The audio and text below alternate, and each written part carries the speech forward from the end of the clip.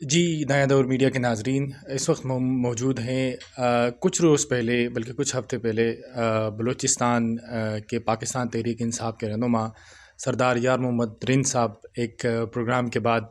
Media میں بڑے منظر عام پہ آئے اور اس کو بہت زیادہ ڈسکس کیا جاتا رہا۔ سردار یار محمد رند نے صاحب نے اس انٹرویو میں کہا کہ بلوچستان کی جو حکومت تھی بزنجو صاحب کے ہاتھ میں جو آئی جام کمال صاحب کے جانے کے بعد،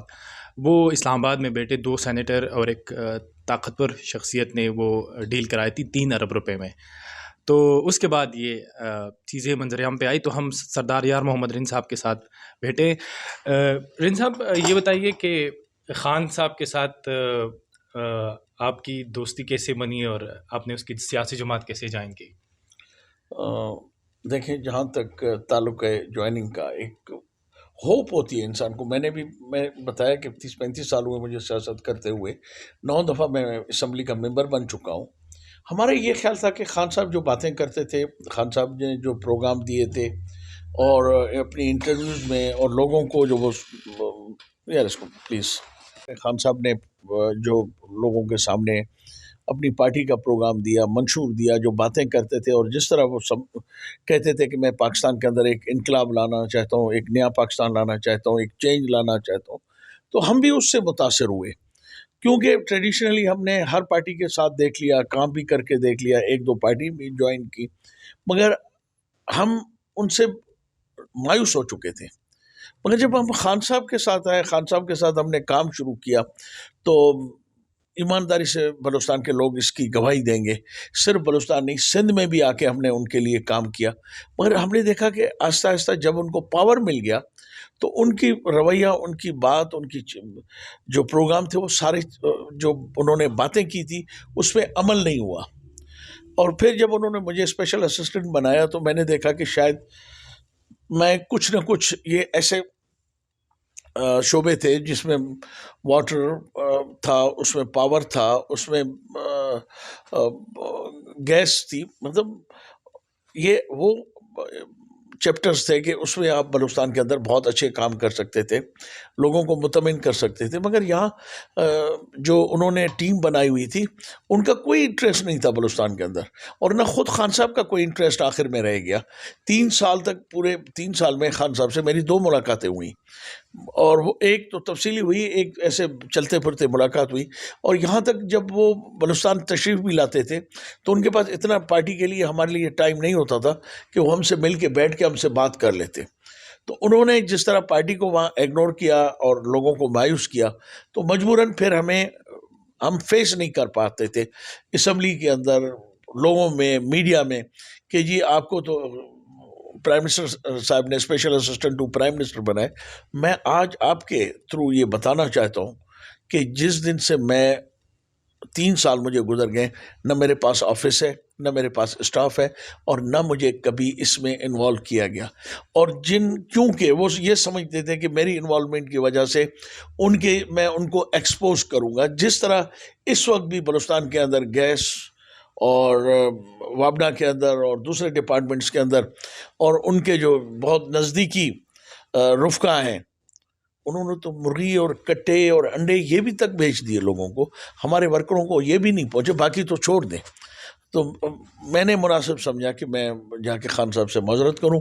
میں نے جا کے استعفیٰ ایسے کوئی 4-5 مہینے دیا تھا، تو خان صاحب نے مجھے کہا نہیں رند صاحب آپ رک جائیں، انشاءاللہ ہم کوشش کریں گے کہ ہم آپ کو اعتماد میں بھی لیں گے، آپ کو اپنے ساتھ بٹھائیں گے بھی، اور جن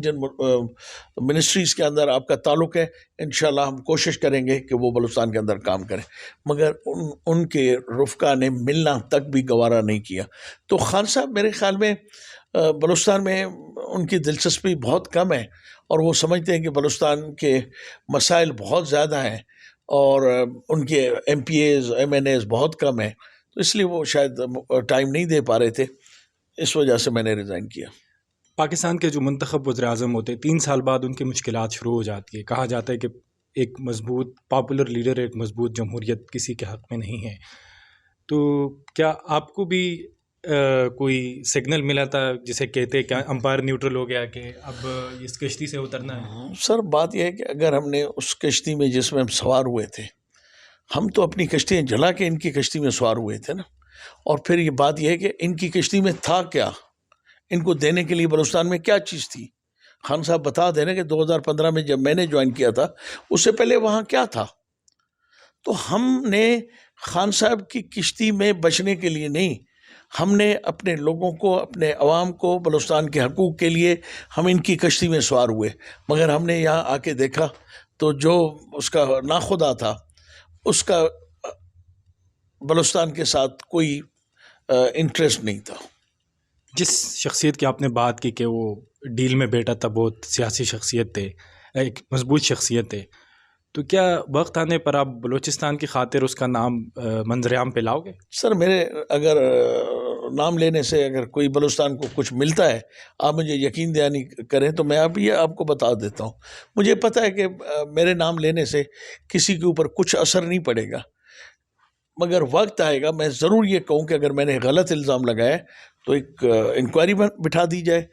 اور میں ساری چیزیں وہاں پہ بتانے کے لیے اور بات کرنے کے لیے تیار ہوں. اور پھر خود عمران خان صاحب اور ان کے رفقا اور ان کے لوگ جو ہیں وہ بھی آئے بیٹھے, پھر میں بتاؤں گا کہ کیا حقیقت ہے اور کیا جھوٹ ہے. سر آخری سوال, یہ 3 ارب روپے صرف وزیر اعلیٰ نے خود ارینج کیے تھے؟ میں اس وقت اس پہ تفصیلی ایک انٹرویو دے چکا ہوں, میں اس کو بار بار ریپیٹ نہیں کر سکتا. بہرحال یہ ایک ڈیل تھی بلوچستان کے حوالے سے جو ہوئی ہے, اور یہ ہماری بدقسمتی ہے. پی ٹی آئی میں رہ کر کیا آپ کو لگتا ہے کہ عمران خان نے میرٹ پہ فیصلے کیے یا پسماندہ علاقوں کا خیال رکھا بلوچستان کا؟ میرے خیال میں بلوچستان تو ہمیشہ کہتے ہیں, میں جب بھی آتا ہوں تو مجھے پیناڈول کا پورا 1 درجن گولیاں کھانی پڑتی ہیں, تو میں نہیں سمجھتا کہ ان کا کوئی انٹرسٹ ہے بلوچستان میں یا بلوچستان کے اندر وہ ڈیولپمنٹ چاہتے ہیں. بلوچستان کے ان کو ساحل اور وسائل اور سیندک اور ایکودک, اب جیسے سیندک کا پروجیکٹ ہے, انہوں نے اس کا اپروول کس سے لیا؟ پارٹی سے لیا, ہم سے لیا, سٹنگ ایم این اے سے لیا, سینیٹروں سے ڈسکشن کی, یا اس کو ہاؤس میں لے کے آئے, سینٹ میں لائے, یا نیشنل اسمبلی میں آ کے اس سے ڈسکشن کی, 2 لوگوں نے بیٹھ کے اس پہ کیا. اب حماد اظہر جیسے, ہماری بدقسمتی تھی ہم اس پارٹی میں گئے, حماد اظہر جیسا شخص بھی